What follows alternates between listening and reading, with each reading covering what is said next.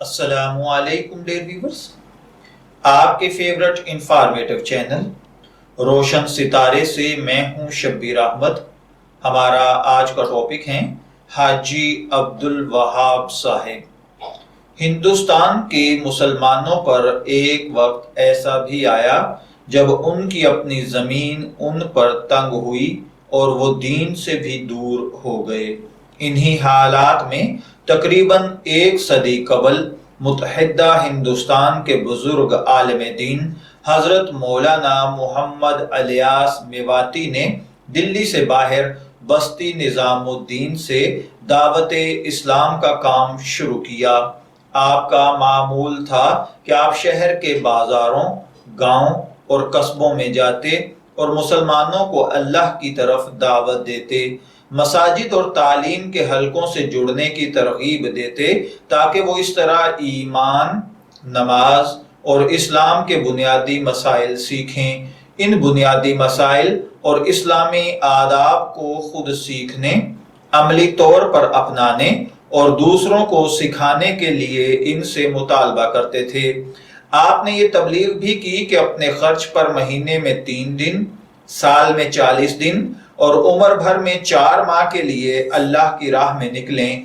اس طرح اللہ تعالیٰ نے اس بزرگ کی مخلصانہ محنت میں برکت فرمائی اور ان کے ارد گرد پاک سیرت اہل ایمان افراد کی ایسی جماعت مجتمع ہو گئی جن کا تعلق معاشرے کے ہر طبقے سے تھا۔ اس میں تاجر، کاشتکار، سرکاری اور غیر سرکاری ملازمین، اساتذہ، طلباء، مزدور وغیرہ سب ہی تھے۔ انہوں نے واضح کر دیا کہ کسی قسم کے فروعی اور فقہی مسائل کو نہ چھیڑا جائے اور ہر شخص نے جو بھی مسلک اختیار کیا ہوا ہو اس پر عمل کرے۔ پوری توجہ اور اہتمام سے ایمان، یقین، اخلاص، نماز، علم، ذکر، مسلمانوں کے حقوق کا خیال رکھے اور دعوت اور خروج فی سبیل اللہ میں مصروف رہے۔ اللہ تعالیٰ نے اس بزرگ کی محنت میں ایسی برکت عطا فرمائی کہ جو دعوت ایک بستی سے شروع ہوئی تھی وہ ترقی کرتے کرتے ایک عالمی اور بین الاقوامی دعوتی تحریک بن گئی۔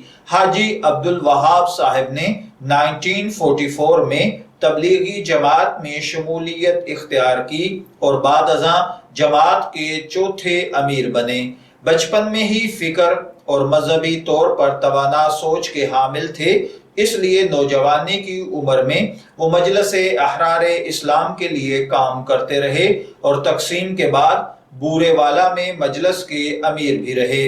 انہوں نے 1944 یعنی 1944 میں تبلیغی جماعت کے امیر مولانا الیاس کاندھلوی سے ملاقات کی اور اس کے بعد اپنی پوری زندگی اللہ کے دین کے لیے وقف کر دی۔ حاجی عبدالوہاب 1 جنوری 1923 کو یا بعض روایات کے مطابق 1922 کے آخر میں متحدہ ہندوستان کے دارالحکومت دلی کے ضلع کرنال میں پیدا ہوئے۔ ان کا تعلق راجپوتوں کی ذیلی ذات رنگڑ یا رانگڑ سے تھا۔ انہوں نے اسلامیہ کالج لاہور سے گریجویشن کی، جس کے بعد وہ انگریز سرکار میں تحصیلدار بھرتی ہو گئے۔ تقسیم ہند کے بعد نوکری چھوڑی، اسلام کے نام پر بننے والے پاکستان کی طرف ہجرت کی اور چک 331 EB ٹوپیاں والا بورے والا ضلع وہاڑی منتقل ہوئے اور یہیں سے تبلیغی جماعت میں شامل ہوئے۔ اللہ سے توکل کا ایسا پختہ یقین اپنے دل میں جگایا کہ اس کی روشنی سے دنیا بھر میں کروڑوں دلوں نے تسکین پائی۔ آپ کے ہاتھوں جلائے ہوئے دیے دنیا بھر میں اسلام کی روشنی پھیلا رہے ہیں۔ ان کے قریبی گاؤں سے بے شمار بزرگوں کا یہی کہنا ہے کہ مولانا اوائل عمری سے ہی خاموش الطبع اور پاک سیرت تھے۔ انہیں وہاں مولانا راؤ عبدالوہاب کے نام سے پکارا جاتا ہے۔ آپ مولانا الیاس کاندھلوی کے ان کے پہلے 5 ساتھیوں میں بھی شامل تھے جنہوں نے اپنی پوری زندگی اللہ کے دین کی تبلیغ کے لیے وقف کی اور اللہ سے محبت کا حق ادا کیا۔ مولانا الیاس کاندھلوی، جنہوں نے 1927 میں تبلیغی جماعت کی بنیاد رکھی تھی اور اپنے انتقال 1944 تک جماعت کے امیر رہے، ان کے انتقال کے بعد مولانا یوسف کاندھلوی 1965 تک، ان کے بعد مولانا انعام الحسن کاندھلوی 1995 تک، اور پھر تبلیغی جماعت کے امیر رہے۔ مولانا انعام الحسن کاندھلوی کے انتقال کے بعد 2 ماہ بعد حاجی عبدالوہاب صاحب کو 10 جون 1995 کو تبلیغی جماعت کے امیر مقرر ہوئے اور 18 نومبر 2018 اپنے انتقال سے پہلے تک جماعت کے امیر رہے۔ پاکستان میں تبلیغی جماعت کی امارت کا جائزہ لیا جائے تو سب سے پہلے امیر محمد شفیع قریشی تھے، جن کو 1971 میں انتقال ہوا۔ حاجی محمد بشیر صاحب پاکستان میں تبلیغی جماعت کے دوسرے امیر مقرر ہوئے۔ 1992 میں حاجی بشیر صاحب کے انتقال پرملال کے بعد حاجی عبدالوہاب صاحب تبلیغی جماعت کے پاکستان میں امیر مقرر ہوئے۔ بعد ازاں مولانا انعام الحسن کاندھلوی کے انتقال کے بعد 1995 میں دنیا بھر میں تبلیغی جماعت کے امیر بنے، جس کے بعد انہوں نے جس لگن اور شوق سے تبلیغ کا فریضہ سر انجام دیا، اس کی مثال نہیں ملتی۔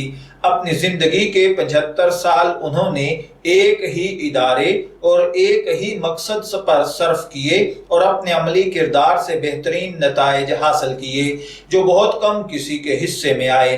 اکتوبر 2013 کو تحریک طالبان پاکستان اور پاکستان کے درمیان امن مذاکرات کے لیے محمد عبدالوہاب کا نام بطور سربراہ لویا جرگہ تجویز کیا گیا تھا۔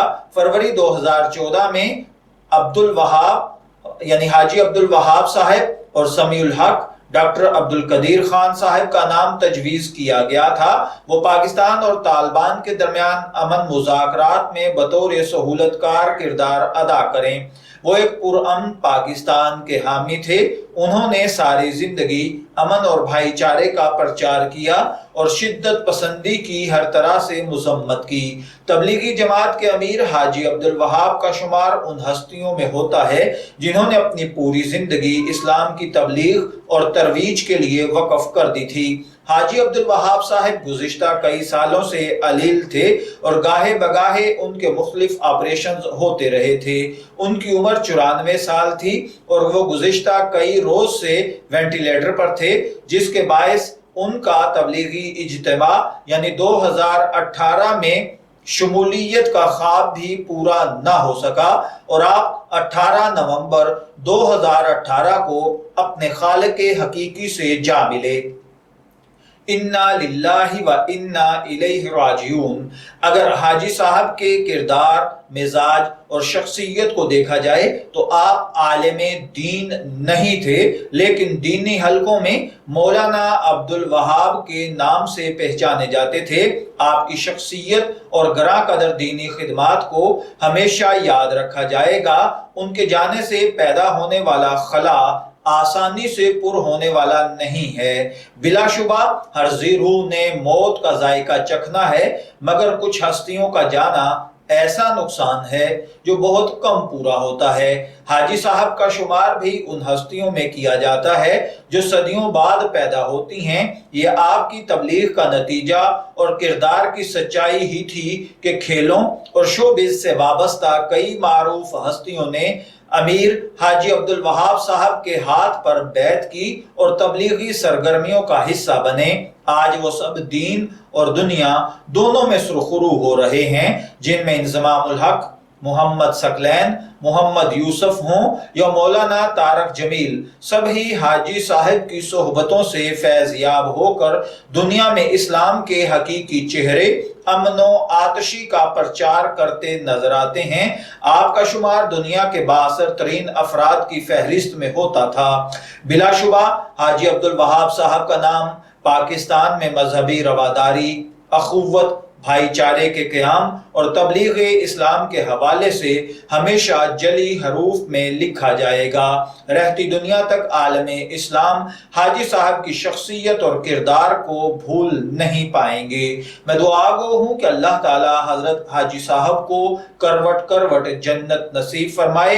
اجازت چاہیں گے، پھر ملیں گے کسی نئی شخصیت کے ساتھ، تب تک کے لیے اللہ حافظ۔